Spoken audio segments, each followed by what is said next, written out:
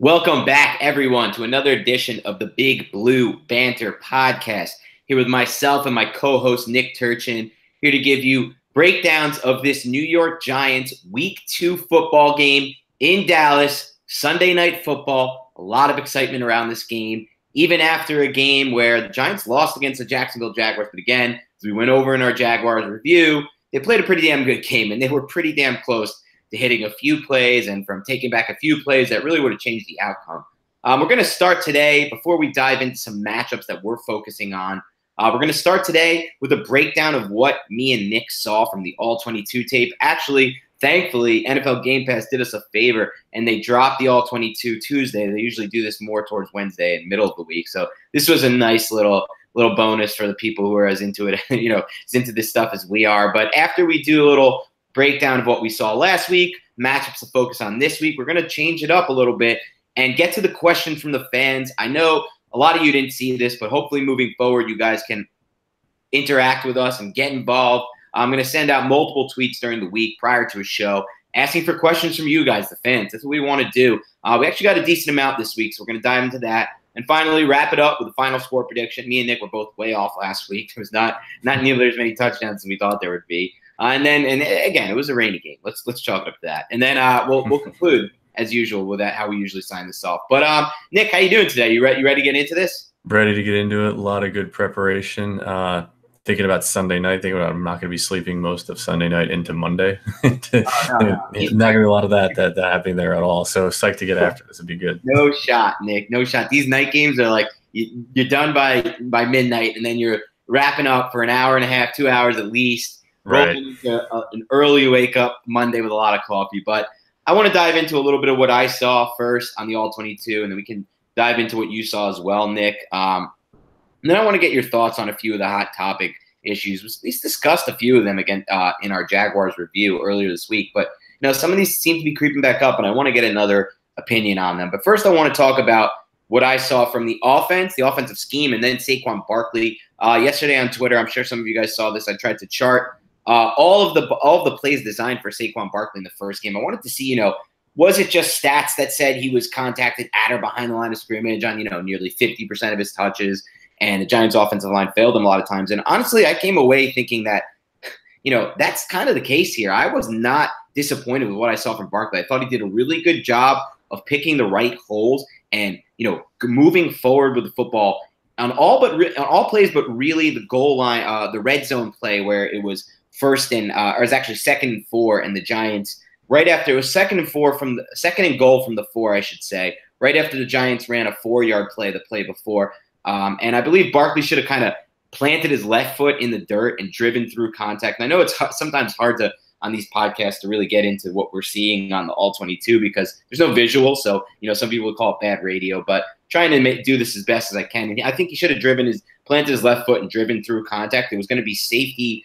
Barry Church was going to meet him in the hole because the Giants actually had the play pretty well blocked up. And if he gets through Church there, it's a touchdown.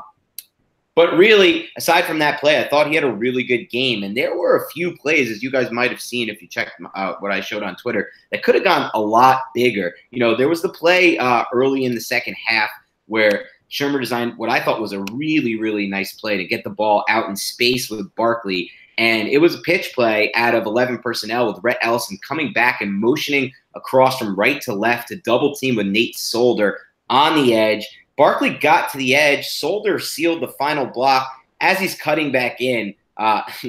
Jaguars defensive tackle, I believe it was Darius on the play, or it might not have been Darius actually. I'm not exactly sure who it was on this play. It was the left defensive tackle, whoever was lined up there on that play. He came back and he made an absolutely incredible play to stop this. But if you look at some of the, what I put out there on Twitter, if he doesn't make that play across the screen, Barkley's planting his left foot and he's going. And I know it looks like the Jaguars linebacker coming over the top, Telvin Smith, might have an angle on Barkley. But you know what? I've seen a lot of plays from Barkley's game tape at Penn State where even if it looks like the last defender or the safety or the trailing linebacker has an angle, he doesn't get there. So that was one play I thought, they were really, really close to hitting on. And there was another play that actually came right after it. It's a pitch play out to the right where the motion at the line of scrimmage got the Jaguars defenders, pre-snap, got the Jaguars defenders frozen a bit. And then the linebacker kind of picked the hole where he thought – or I'm sorry, this is another play. I'm sorry.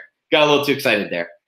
So anyway, the motion kind of froze them, and Barkley's rolling left. And if not for Jaguars defensive tackle Marcel Darius literally destroying Patrick Omameh at the line of scrimmage, he drops him right from the start and then is able to disengage and really run down Barkley. But if not for that, this is going to be a big play. I mean, there are two blockers out there in front of Barkley, and he has the ball in space. Now, the third big play, so that was the second one. The third big play you guys probably remember without a visual, and that was the face mask that was called on, I believe it was Jaguars.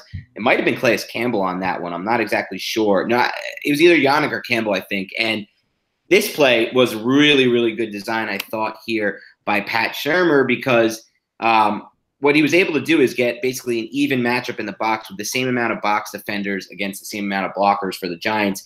And the linebacker chose the middle where Barkley kind of faked and then planted and was starting to go outside. And he had so much room, but the Jaguars defender ripped him by the face mask, kind of dragged him back. So those were three plays I thought really, really, really could have been big ones. If not for just, a few different – it's a game of inches. If not for just great plays by the Jaguars defense or just, one missed block here or there. So I was really impressed with what I saw from Barkley when I went back and looked at it, Nick. What did you think based on your review of the game of what you saw from Saquon Barkley? Did he leave anything on the field? No, I wouldn't say left anything on the field. I think that he was as advertised. The balance through contact, the contact balance, whatever you want to say it, on the big duo run. I mean, that's exactly what you're looking for, and he's going to go for the home runs, and that's great. I think that's what they want longer term. And I think paired with Gallman, it's a great combo. You got to get him back, I think, and that's going to be that's still day to day basically for him. Correct. Well, Gallman actually kind of had a little bit. I wouldn't call it a setback, but after practicing, not in full, but after doing some team drills on Wednesday, I actually read that today on Thursday he he wasn't as gung ho in practice. So we'll see what actually ends up happening there, and if the Giants decide to rest him one more week. Gotcha, understood. So a little bit of a downgrade there for him. But yeah, as advertised, and I think a couple of guys. I think the only thing I just was a little surprised with that was that he wasn't used a little bit more in the passing game. He certainly was, and it was prevalent, especially when you really pour through the tape. You see the examples a little bit more, where maybe the play call is not to his side. But one thing, I highlighted on Twitter was, one of the play designs was him on a key part in the third quarter after scoring a field goal. Pat Shurmur came back and had a quick 3 and out. And that's just where you want to see a new coordinator really kind of grab the reins and get another score. It was the game's 13-9 at the time, so another score gets you at least 13-12, right?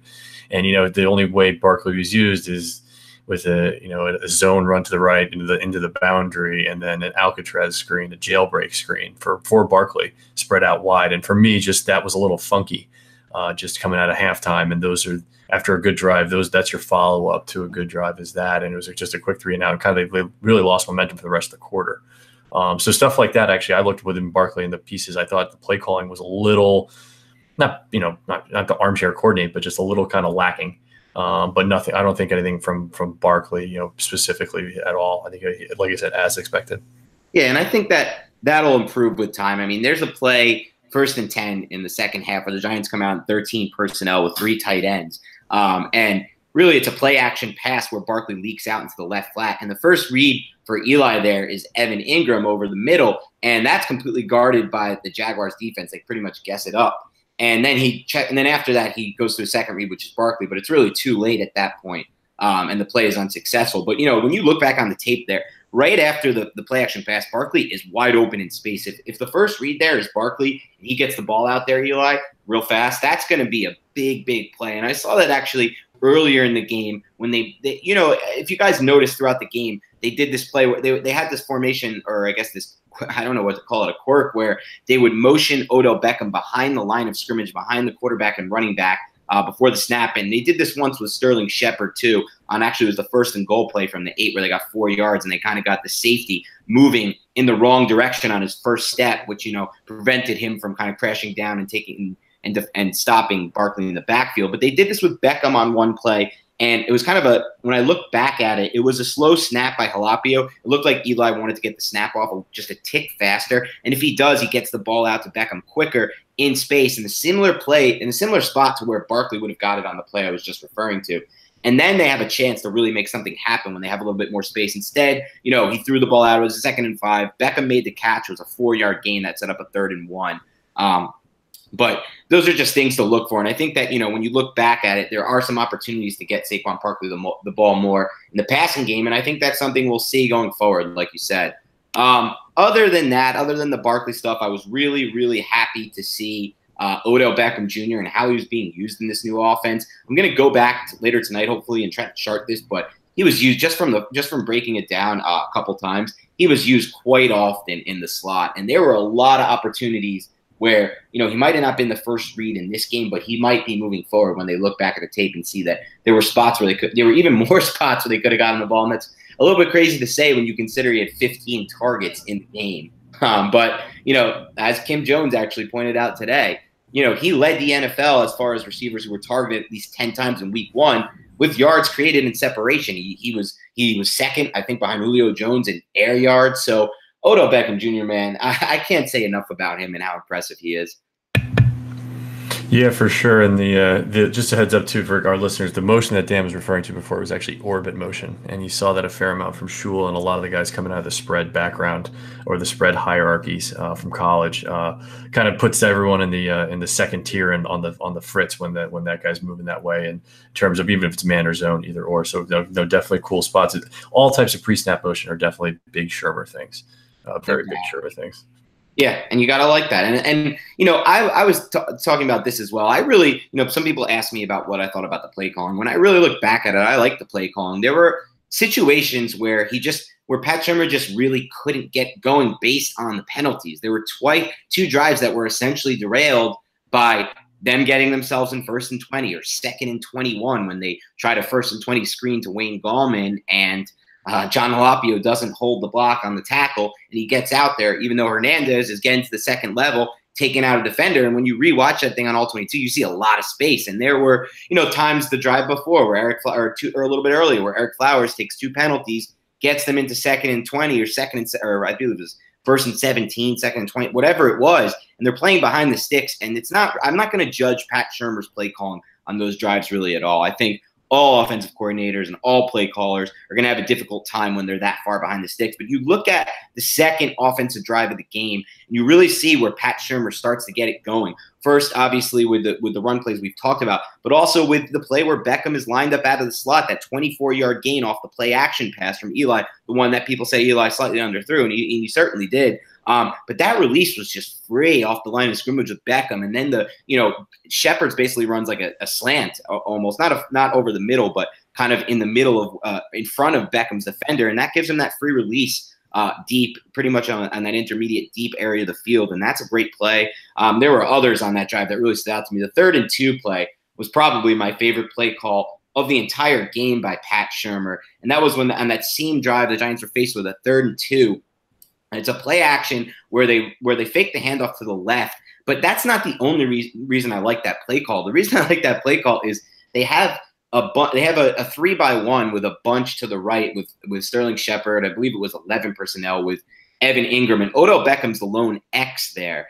And the play action goes to the left, fake handoff there, but also Shepard right after the snap starts to move towards across the line of scrimmage in the direction of where the handoff would be, where the run play would be, as if he's going to block back, but then stops, pivots, goes the other way. Eli rolls out to the right, and he has Shepard underneath, but he doesn't need to hit Shepard because Odell Beckham Jr. is running absolutely free over the middle, as literally every Jaguars defender crashes to the left to stop Saquon Barkley. And it was a long completion for the Giants, got them in that 1st and goal situation that we talked about where kind of the play calling bogged down a bit, if you want to say, or just maybe, I think personally, people want to talk about Eli Manning had a bad game. To me, that two of the worst plays by Eli Manning were plays that, he didn't even make, were plays with one of them in the red zone situation on 2nd goal from the 4 after the 4-yard run to Barkley. Odell Beckham Jr. is lined up one-on-one at the split end on the left side. The Jaguar safety is in the box, essentially. He needs to audible that call to a pass to Beckham. It just needs to do it. It needs to either be a slant or a fade to him immediately. It has to be. Has proven he can make those plays. Everybody talks about, don't throw the fades in the red zone. It's the stupidest play call. But when you have Odell Beckham, you throw that out the window. And there was another play around midfield later in the game where Beckham had even more space, matched up one-on-one, split end on the outside, and the cornerback dropped about 8 yards just prior to the snap. That should be an immediate audible to a slant. So for me, I almost say that two of Eli's worst plays were plays he didn't even make. But this will help me transition, Nick, a little bit. But we got to bury this one. But I do need to ask you, Nick, because now that I've seen this game a bunch of times, including once on the All-22, tell me if I'm unbiased, Nick. But to me, Eli Manning did not have a bad game. You can call it an average game if you want to. You could call it maybe slightly below average, but to me, that was not what I would consider a bad game. You tell me if I'm being biased on that or where you see that one, Nick. I wouldn't say no. I'd say that's about right. You look at what's kind of what I said before. I think of the previous one. I really didn't change for me going from the in-depth look at the broadcast tape to the All-22. I see the reasons for why they sputtered on offense get divided up: a third to Eli, a third to the play calling, and a third to the line. And that's when I say a third to Eli, that's not just because it's him, that's because it's the quarterback. That's just the position that takes the brunt of criticism. Right. So it's not, it is average to above average play from a quarterback. He's a much better quarterback than that. And just that's week one stuff. And I think that's what you don't want to see, that type of week one stuff all the time, because other teams don't flash that. But this is a team, again, that's first time everyone's working together. It's the first time working together for the offensive line. It's the first time they're going through checks, and they're dealing with blitzes, or when they're preparing for a blitz or they're not preparing for a blitz and then a team does blitz. What do? All that stuff is really, really hard to do the first time around. That's what you saw across the board. Yes, are there specific issues with, I'm not trying to transition directly there, but going to Flowers and going to different parts of the offensive line? Sure. But, across the board on the offensive line, Solder got beat. Hernandez got beat. These guys all got beat. I mean, Campbell made them all look individually pretty bad at times. So, all that kind of stuff is just the way it goes, and you chalk it up and go on to the next one. No doubt. And on that note, we're going to bury that one. If you guys want to bash me, go ahead, get back on Twitter. I'll take all the heat I can on Eli Manning. I've made it pretty clear. I did not say he had an amazing game. I didn't even say he had a great game, but we'll see what people like to say. I saw some cherry picking from people I won't mention, putting plays up where they think Eli should have thrown the ball. I don't know if they're watching the I won't even get back into that. Let's move on. Matchups to focus on against the Dallas Cowboys. It's week 2. I'm most excited, I think, Nick, to see the bounce back game from Evan Ingram against these Cowboys linebackers. When I rewatched this Giants game against the Jaguars on All-22, there were 2 massive plays Evan Ingram should have made, and they both came on deep over routes where Eli Manning hit him right in the hands with the football. First one, pass interference penalty. It was called on Evan Ingram. The second one was just a drop. I think actually the defense was called for a defensive hold on the play, so the Giants still got an automatic first down out of it. And even if you want to throw the third one in early in the game when Eric Flowers held and Eli Manning kind of threw the ball up for Ingram and he actually made the catch. But to me, I was watching this game, and at least on the first over route, the one you actually broke down, I believe, very early in this week, Nick, the one that hit Ingram right in the hands right before the pass interference penalty.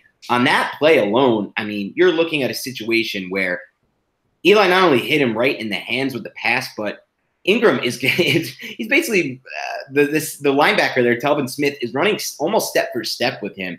But the safety doesn't get over on that play, which is really exciting because it's the same thing on the second deep over route. The thing that I was most excited about is that the safety struggles to get over on this play because he's playing almost like a deep center field role. So I think that's going to continue to happen based on Ingram's speed. And I don't think every linebacker from the Dallas Cowboys and whoever else the Giants face moving forward is going to be able to run step for step with Ingram on that over. So that's going to be a matchup I'm specifically looking forward to watching. Which one would you be most focusing on in this game, Nick? That's a good question. I think that the easy answer is, and what Giants fans are going to kind of, maybe not focus in on because they probably didn't watch the game as closely as we did, but the game last week for the Cowboys against Carolina, Christian McCaffrey ran a really nice post wheel concept where he's the wheel. So he's running 10 yards upfield the way they run it, 10 yards upfield, and he bowls out to a fade. And I guess maybe some guys would crush me because that's not really specifically a wheel in all cases. But nevertheless, he's outside against Sean Lee running step for step, and he beats him. The ball's not where it needs to be, and the ball is dropped. But it kind of dawned on me that Lee is a great linebacker. He completely changes the complexity of the complexion of the Dallas Cowboys defense when he's on the field. But he is susceptible to deep speed. And that's what Saquon Barkley has. And so I definitely think that, I think it's almost too obvious that they're going to focus on that. They ran it a few times for multiple different players, not just Barkley, but I think specifically Barkley coming out of the backfield or even from the slot, because that was running from the slot. That's going to be a good one to focus in on. So I like that matchup. For Engram specifically, the only thing I worry about in terms of matchups on the linebackers are, overall their speed is pretty high. They're not as fast as Jacksonville, but similar type of real athletic linebackers that can play in space. The other thing that's kind of nuts, just to give the Giants fans a preview, I broke down a few of these games for Dallas from last year. They've got a second-year safety, Frazier, who I followed the Cowboys pretty closely. I've never heard who he is. I now have like 7 cut plays that are going to go on Twitter pretty soon for what he's doing from the strong safety position, where he matches up on tight end from the free safety position. So the interior part of their defense is or their secondary is a lot better than it used to be. So I wonder how he'll match up there, because Frazier is a very good matchup for him, and Engram doesn't beat with blazing speed. So, he's going to need double moves. He's going to need, those type of crossing routes, of deep crossing routes where he's very good at it. He can use his athleticism. But I think the big matchup for me would be Barkley out of the backfield against him. And Kayvon Frazier, I believe, is who you're referring to, and he's playing because the Cowboys actually have an injury to the safety who they have really big expectations for, Xavier Woods, who didn't practice on Wednesday. I'm not sure if he's going to give it a go on Thursday today. We'll wait for that report from the Dallas Cowboys, but we'll find out there. But I'm worried about a few other matchups, at least on the offense side of the ball for the Giants. Most importantly, first and foremost, we really can't go a podcast. We shouldn't go a podcast without mentioning Demarcus Lawrence against Ereck Flowers. Now, Lawrence missed Wednesday's practice with what's being referred to as a groin injury. But Jason Garrett basically said he played through it in week 1 and played almost every snap. So I think he's going to give it a go.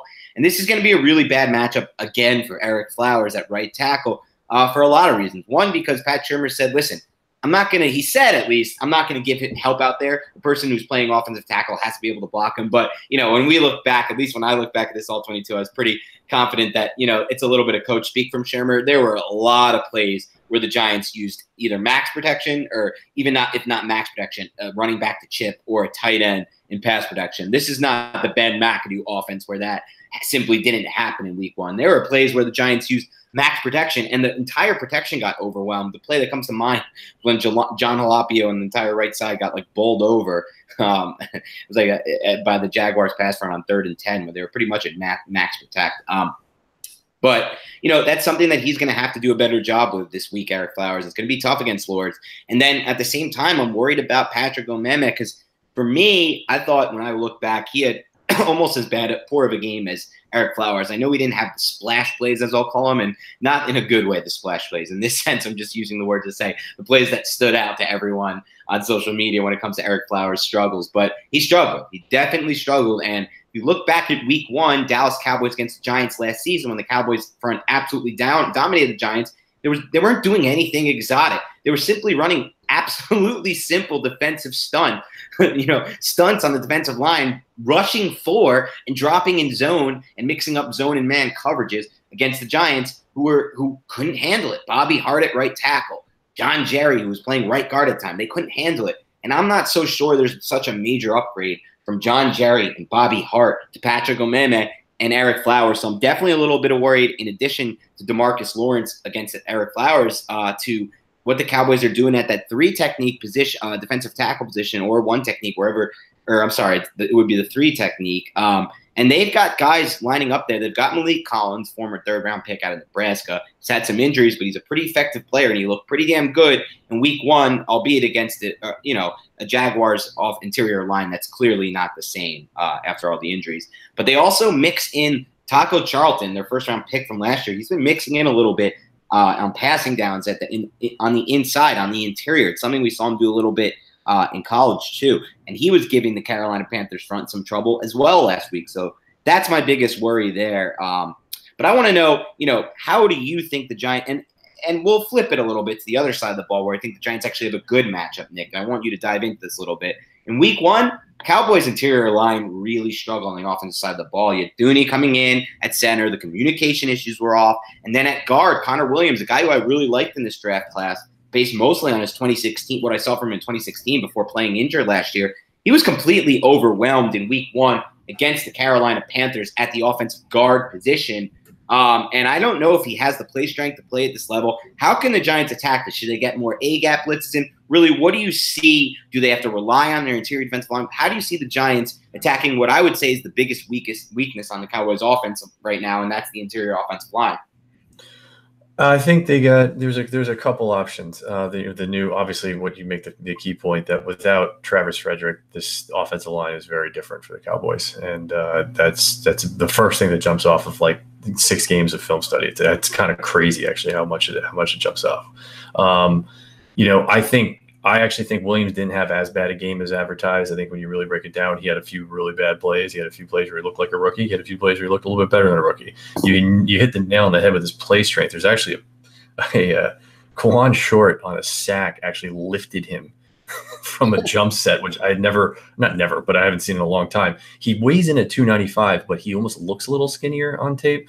I think the play strength longer term, he may end up being a center. And there's nothing wrong with that. There's a lot of good centers in the league that had that happen to them, where it's basically at this level it has to shift. But I liked a lot of his plays elsewhere. I think overall his play is just he's a rookie, and so there's a few ways to attack that. One thing that I liked going back to Betcher's. In 2017, Betcher faced the same Dallas offensive coordinator. Obviously, it's Lenahan's been there for a long time now, and obviously the same coaching staff. From when he was with the Arizona Cardinals, and the Cowboys won that game. Weird game, a lot of weird plays out of structure. Actually, the Cardinals held the Cowboys at a 2 of 9 on 3rd down. So I checked out all the 3rd down plays really under kind of a microscope. One thing I really liked was a cross dog blitz that they used that didn't even get home. But Travis Frederick, and I think it was left guard, Jonathan Cooper at the time, made nice plays. And so I think Betcher may dial up that type of play. What ends up happening on a cross dog blitz, it's kind of simple, but from a nickel or from base, your two stack backers basically cross each other as they attack the opposite side gaps from where they lined up. And it's not rocket science, but from an eye level perspective, it's difficult for young guards. You saw that happen when Hernandez in the preseason game against Cleveland. Nope, it was Halapio, actually. Excuse me. It was Halapio who misread this, and the cross dog blitz, he took basically the wrong guy. And these types of things for players who don't see it from a recognition perspective can hit them right away. So look for stuff like that where there's a little bit of misdirection in front of the interior of the line. The other side of it, I don't know how much they really have to change what they're doing specifically to attack this line. I think that overall, Betcher's scheme gets downhill fast, takes 5 to 6 rushers, get them in the face, get them in passing lanes. They will stunt a little bit, but the stunts are mostly, again, aggressive downhill, not long looping stunts.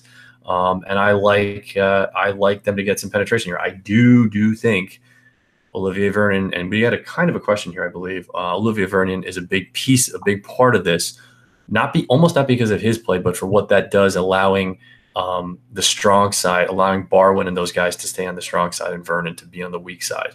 That dynamic will solidify the run game as well. So I think there's a lot of ways kind of for the Giants to attack this line, and it's going after a quarterback who had some real struggles in terms of accuracy and confidence, especially pushing the ball down the field until the 4th quarter. Dak Prescott's really had some big time accuracy issues, and I can get into that if you want. But what's interesting is I think that they're a little nervous about throwing the ball more than 10 yards down the field, and I think the Giants are teaming, waiting for them to do that. Yeah, and for those who don't know, actually, earlier today, I believe it was, or it might have been last night, I think it was earlier today, Nick did a really, really good breakdown that I think is extremely applicable and digestible for this upcoming game. And that was of, like you mentioned, James Betcher's Arizona Cardinals defense matched up against the Cowboys' offensive attack last season. So I do think they're going to use a lot of those same concepts. And a lot of it's not rocket science, like you said, Nick. It's like you play press man on the outside, you dare Dak Prescott to beat you in the deep and intermediate levels of the field, and he's got to prove that he can do it. I mean, the Giants shut him down completely in 3 of the last 4 games against Prescott. I mean, if you want to call the 4th game when they had – I'm not going to count the last game they played the Cowboys at the end of the 2017 season because Brandon Dixon was playing as their best cornerback. I mean, as their starting cornerback. They had unbelievable injuries on that team and just crazy amount of street free agents and practice squad players going. But in the other three matchups before it, this defense shut him down with a pretty simple plan. Dare him to beat you deep. And I think that's what we're going to see again. But on that note, we're actually going to transfer this one over a little bit. We're going to do some questions from the fans on Twitter. And we're going to start with so here's how we'll do it. I'm going to ask the question. I'll read it off. I'll mention who asked it. I'm going to have Nick answer first, and then I'll dive in. I think that's the best way we can do these. So first, Giants Dreamer asks, how can Eli step up if the pocket always collapses? Should the Giants roll? Should he roll out more? Should the Giants put him on the move more? What do you say, Nick? I think it's a few things. Number one, it's comfortability with Eli, with Eli's front side pressure. The more reps he sees, and this is going to sound bad, but the more times the right side of the line fails and he gets used to it, the more he's going to be understanding the spatial kind of restrictions that he has in the pocket. You saw a little bit, and a couple guys focused on this in the right way, that he was kind of, at times, not all the time, at times, a little mesmerized by what he was seeing in front of him and not willing to trust his footwork and stick in that extra half a second or two, half a second or 1 second, basically max. So I think it's getting on from week one. I do think on the bootleg question, and actually I had a Twitter conversation briefly with Kurt Warner on this, which was kind of funny. Just because he's a Hall of Fame quarterback, right? And I was just kind of shocked that he actually responded to me. But anyway, he brings up the point that Eli doesn't exactly throw that well on the run. So boot becomes, I think, a select, an action that shouldn't be the baseline. It should kind of be the curveball changeup. The other way to say it is I think that what they have to really start doing is varying their pass protection schemes a little bit. And Dan alluded to this earlier, and everyone's all over it, right? The right side of the line's bad. So how can you help it? There's a few ways you can chip and release on which we know. You can also use 3-man slides. And the only reason, I don't want to go off on a tangent here trying to answer the question, but the only reason why I bring that up is a 3-man slide is a lot easier when you know your bogey is Lawrence, like you do this week. You know he's there. You know he's going to be on your right side every down. You can you can do different things when that's kind of the fixed point of real danger. So I think it's Eli getting used to that and more weeks on with this offensive line, and really just having the faith to do it. And can you break down real quick in layman's terms, Nick, what an actual 3-man slide is? Gotcha. Yeah. So in protection schemes, you can have a 3-man gap or man slide where basically the offensive line from center, or you can do it 3, 4, or 5-man. There's a lot of 5-man slides in college. 3 parts of the line, usually the center and usually the center in the 3-man slide case, the center, the right guard, and the right tackle, or the center, left guard, left tackle, and everyone takes a half a step, a half a gap move over, or a full gap over, and blocks who's there if it's zone, and the man if it's man. And so what that ends up doing is it gives the right tackle against a real good speed rusher. It gives him a little bit of help to the inside, so he knows that he can kind of focus on getting in his set at the right angle, at a correct angle, with aid on the inside. When you do a chip release or you do a tight end kind of helping on the outside, it still leaves him at an island at some point. So the 3-man slide can help there. Does the backside, one of the biggest parts about when you do a 3-man slide, the backside, who basically are on their own islands, have to hold up, and that's Solder and Hernandez. And in my opinion, those are the 2 best guys you have. So that's why they're going to. I think they'll start moving more of this in. Who knows? We shall see. We're not the coaches, but it's something that against when you know that he's going to be there on the right side of your offensive line, it makes it a touch easier than if he's going to be moving all over the place, where then it just becomes kind of like a headache every time you line up. Makes sense, Nick. Definitely makes sense. And listen, I'm not going to give Eli the entire game off. I'm not going to, like I said before, didn't think he had the most amazing game. And that was one of my issues, too, when I look back on the All-22, Nick. I thought that he did get rid of the football a little too early at times and did seem to not trust that offensive line. And maybe that's just years of, a general manager who spends 7 total first rounds through 1 through 4 picks in 11 drafts on the offensive line. I mean, it's not a good strategy. Doesn't make any sense, but I digress. And moving on, and pin this one. I knew you touched on this a little bit, Nick, earlier, so feel free to be brief if you want, and I'll I'll share my thoughts. But Jay the Goat asks, why do you think we didn't see Saquon more in the passing game? Yeah, the why, I don't know. Specifically, yeah, again, I think that's we kind of touched on it, and the only thing I will say is just I think that they that looking at the Jaguars linebackers, that they're really fast. I think that's part of it, is this overall speed and the fact that Telvin Smith is very, very good in that flat area, in the flat, in the intermediate to short part of the field. Yeah, and I think that it goes along the lines of what Pat Shurmur said after the game. He said, we got Barkley as involved as the Jaguars defense allowed us to. And you look at the interception return for a touchdown, that was a play that was designed for Saquon Barkley. And Barkley would have been the hot read on that play if the linebacker had actually blitzed. Instead, he fake blitzed. And I actually had this conversation with Andre Williams, the former Giants running back, on Twitter, who actually originally had the conversation with Jeff Schwartz. But basically, people were trying to take the blame off Ereck Flowers for that. But Andre Williams said it best. He's played enough with Eli Manning to know that during the pregame, prior to that game, he very likely told Flowers that, listen, the linebacker fake splits, let him do it. Let him come free. Just guard the edge, protect the edge, because if that linebacker goes, he's responsible for Saquon Barkley, and I have the hot read, and I could throw it to Barkley. And he didn't do that. Flowers bit on the fake blitz, and then obviously got completely destroyed around the edge. And the only thing, and I like Williams chiming in there because that might be what Eli said, but the only thing though, and Schwartz didn't come back to him. The only thing is that assumes that Eli said that. What we do know is that Flowers did have a dual read, so he had to read the inside. That's the only thing that was kind of funky about it. It's like Flowers confirmed after the game that it was a dual read, which is kind of tough on that side. So the only thing I would just say is, like, yes, that's maybe what he said, but if it's not what he said, he would still have a dual read, and it's one of those scenarios where the coaches have to figure out basically the best way to handle that. And that's a week 1 into week 2, 3, 4 thing where the more they see it, the more they'll be able to improve to it. Right, and not to stray too far from the question, Jay to Goat. Sorry about that. A lot of it had to do with just the flow of the game. Giants found themselves on multiple drives behind the sticks due to penalties in 1st and 20, 2nd and 17 type, 2nd and 21 type situation. So I think with a combination of that and a combination of, the matchup, they didn't want to put, Telvin Smith's a hell of a linebacker, and so is Miles Jack. So I think, it'll change. It might not change this week with Sean Lee in the mix and with Jalen Smith, but that time will tell on that. But I think that was the reason we didn't see him featured as much as we did on some of those like arrow routes at the backfield, which actually was the route he was running on the pick six, and some of the stuff we saw in training camp. So Mark Giordano asks, do you have any info on why Saquon Barkley was not on the field for the first 2 plays of their last possession before the fumbled punt that ended the game?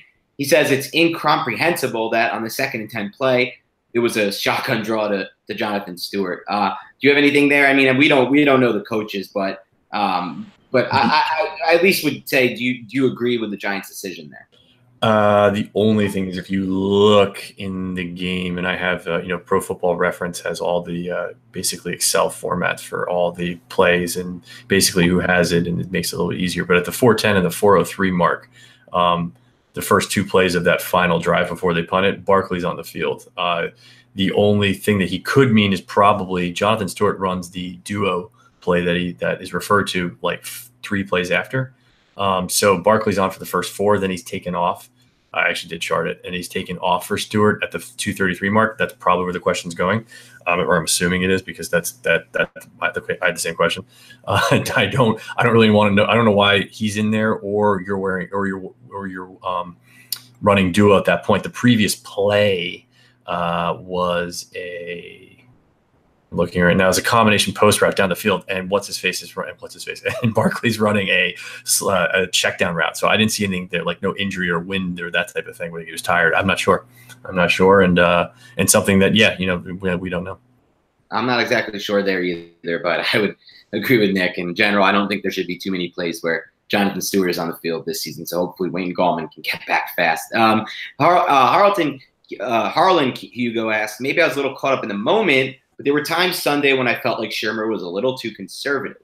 Do you agree? And if so, do you attribute it to weather, first game apprehension, situational factors? I'll actually tackle this one first, Nick, and then you can jump in. I actually when I first got through the game before the rewatches, I almost thought he was a little the opposite, not conservative enough, didn't give Saquon Barkley enough plays. But then rewatching, there were the 2 plays I mentioned where Odell Beckham had those one-on-one situations, either in 13 personnel or when he was the lone guy in the 3-by-1 with 3 receivers bunched to the right. Where actually, it should have been, I think, and I don't know if this is on Eli, I don't know if this is on Shurmur. I think it's on Eli just based on how many years he's played. I think that Shurmur does give him the freedom to change at the line of scrimmage, and we did see that. We've seen that with him. So I think, I blame that, I guess, more on Eli, but I don't think he was too conservative, honestly. If anything, I think the game flow kind of dictated how he went about his play calling. I don't know. How do you see that, Nick?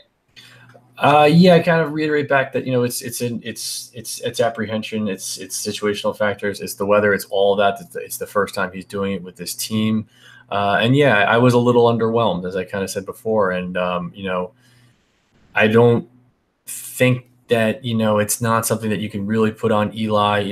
Are there alerts in Shurmur's system that obviously allow Eli to highlight certain things and basically read at the line of scrimmage? Yeah, absolutely. But the bulk of Shurmur's plays, and you can see it on the tape.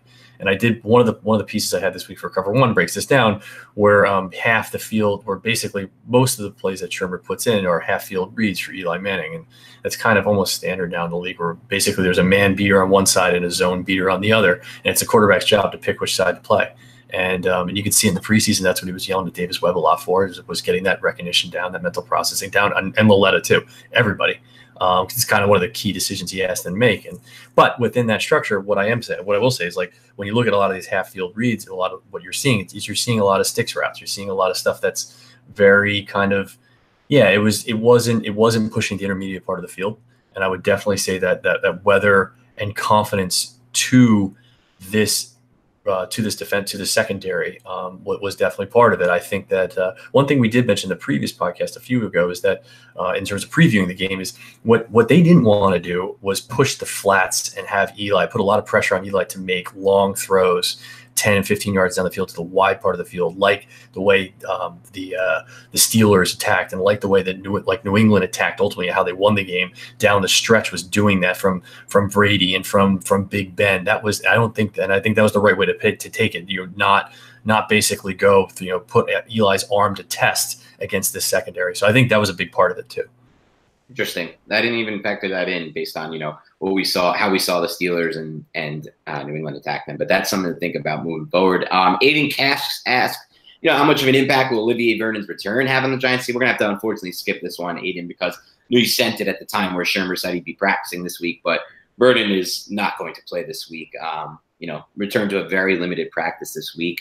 So Rob Air1, my boy from Twitter, good follow, and a guy who puts in a lot of work himself and is really complimentary on Twitter, so big fan of his. Says, I want to know the question, and we somehow managed to skip this until now, but that seems to be on every Giants fan's mind. Why doesn't Gettleman and Pat Shurmur boot Eric Flowers? And if so, who do they replace him with? You can tackle this one first, Nick. You give me the fun one first? Nice, dude. I was looking for some level of measuring stick of how to show some light from the situation. Not being a big personnel guy with a massive personnel background, I'm a tape guy. I'm absolutely not going to punt to this question, but I'm going to say I'm just kind of guessing.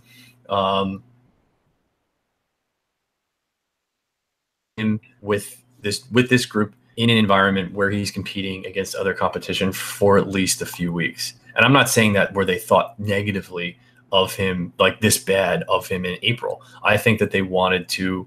I think that they saw the marketplace, as you have highlighted excellently, I think, on this podcast, in terms of like, hey, where else were they going to go for talent? And let's be honest, in this league, this is a next man up league. And if there's better talent, they will bring it in. There is no reason why he's hanging around, or some people think he's hanging around. It's simply because at this given moment, for their given contract, for their given cap space and whatever they can spend and however they can spend it, they have deemed it fit that he is the starter.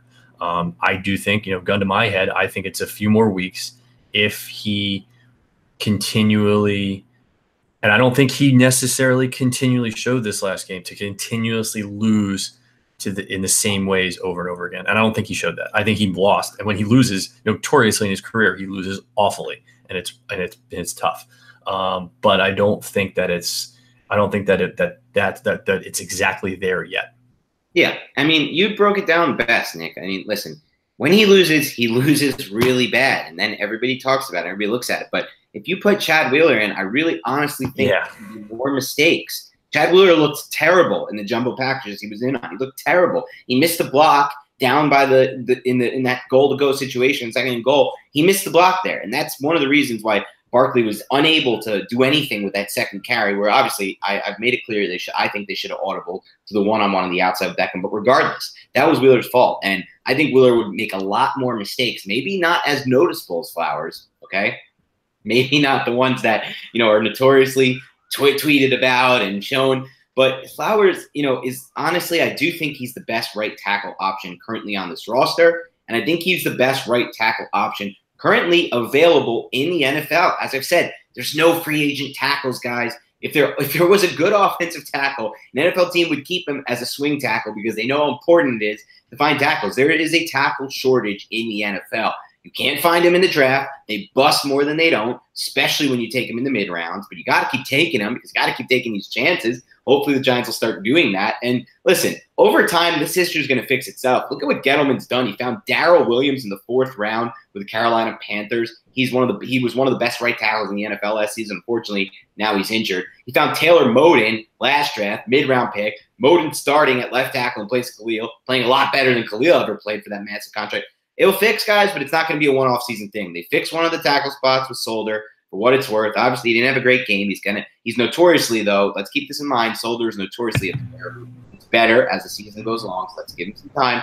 But as far as Flowers goes, it is what it is. I honestly think he's the best option on this roster right now. And then, Rob also asked, does Flowers have any redeeming value moving forward? I don't think so. It sounds so contradictory while saying at the same time he's their best option right now at right tackle. But moving forward, I don't want him at guard. I don't want him on the field next year. This is it for Flowers. I don't think he has the tools to be an NFL offensive lineman. And yet at the same time, sadly enough, I think he's a better option than Chad Wheeler is right now. I guess I just ask a lot of the NFL offensive linemen, and I don't ever want either of those two starting if I have the opportunity. But we'll move on. Sony Chiba asks, my question is, how long does the coaching staff continue to let the right side of the O-line go without making adjustments? And I'm going to tackle this really quickly, Nick, unless you have something else to add. They're making adjustments, Sony. I mean, it doesn't always look like it, but they're making these in-game adjustments. They're going to make these adjustments game to game. There were definitely some plays where they, like I said, they used max protection. They used the running back to chip. They used the tight end. They slid the protection. Do you have anything else to add there, Nick? No, I think that, they can. The only other thing I would just say, and not to, we talked about this in the last one, but I think if they varied the personnel sets a little bit more to other things besides just 12 and 11, that would help. Right. And so that's one last part, but that's it. And that's true, Nick. I mean, and I don't know what it was, maybe based on the fact the Giants fell behind 13-3. Right. They used 21 personnel enough. I think we both agree with that. I don't even think they used 12 personnel as much as they should have. And I agree with you. They need to keep those guys on. They need to keep Red Allison on the field. That was another thing I noticed when I went back and looked at Barkley's, all of Barkley's touches. The Giants are a better team in 11 personnel with Allison on the field as far as the run blocking goes. Pretty obvious. And honestly, it's so tough to say because, there was another play I went over from earlier in the game where it was a 3rd and 1, simple play. They ran the ball to Barkley and it was a 2-yard gain and a first down. But Evan Ingram, it was 11 personnel, and actually Evan Ingram was lined up. They spread it out and ran it. Evan Ingram was lined up as the lone, or actually this one wasn't 11, I'm sorry. But Evan Ingram was lined up as the lone tight end on the end of the formation at the left side. And I just was thinking, because the Jaguars stacked the box, they crashed down. Is Shermer keeping him there instead of Ellison? Because I couldn't think of any other reason why he'd be on the play instead of Ellison, because the formation, it wasn't spread. I'm thinking of another play. It was a run formation. It was tight.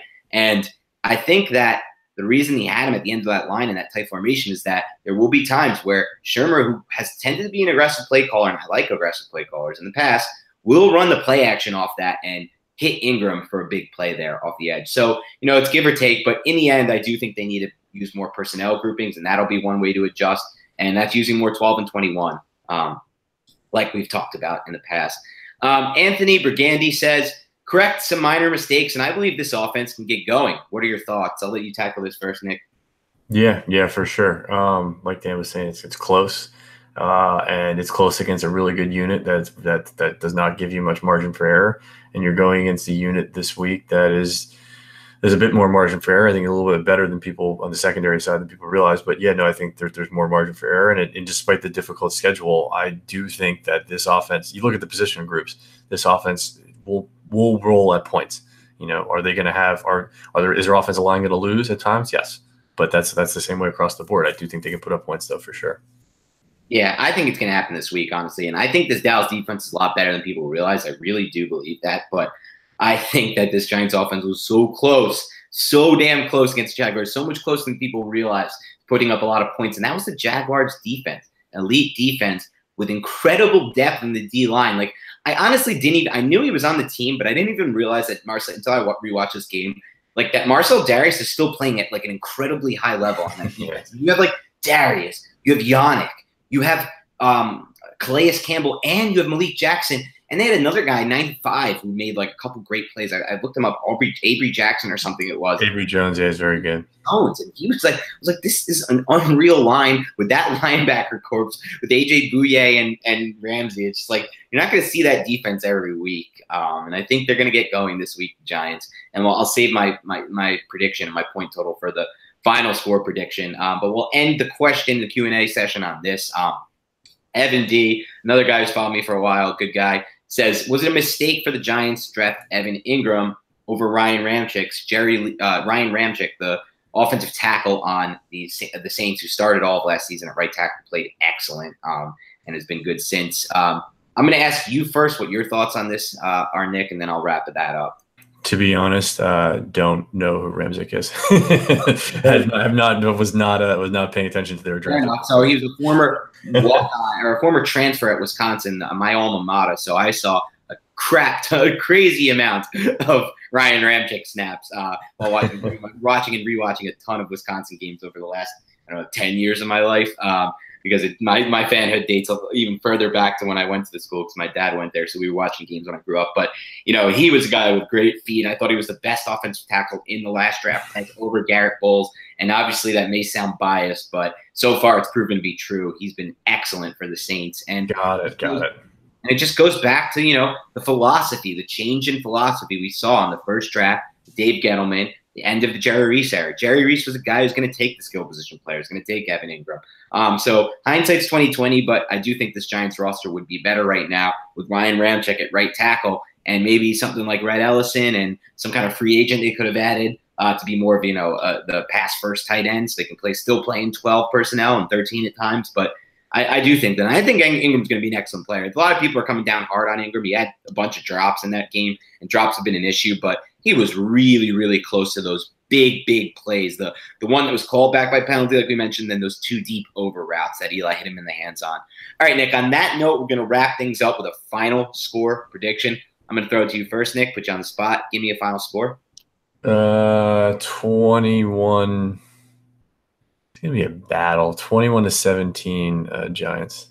Okay, we're close. Actually, the Giants scoring a little bit more. I have them scoring 30 points. I think they're going to hit 3 field goals in addition to 3 touchdowns.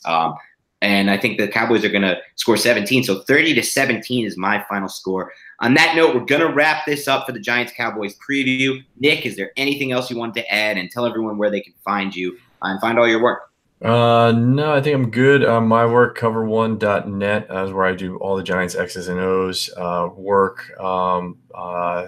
Handle on Twitter, tmanic21. Firing up the YouTube channel a little bit more, but just to beware for those that don't want to see Eagles highlights or NFC East highlights, it is going to be a mixed bag of highlights there, and I go wherever good football is. So I seek to find it there. So it'll be a mixed bag there. But other than that, mostly Giants on Twitter and at Cover1.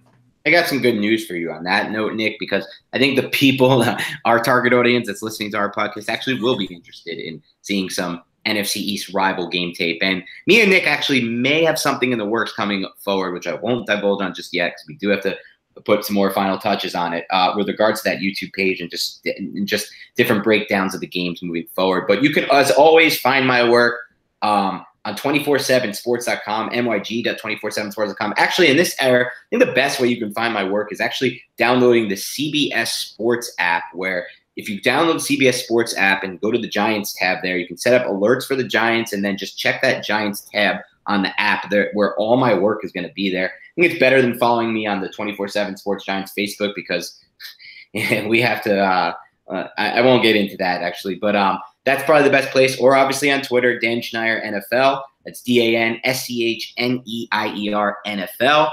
And on that note, we're going to send it off. And as I always like to close this thing out, even though it makes me sound like a fan, I'm going to say, go Giants.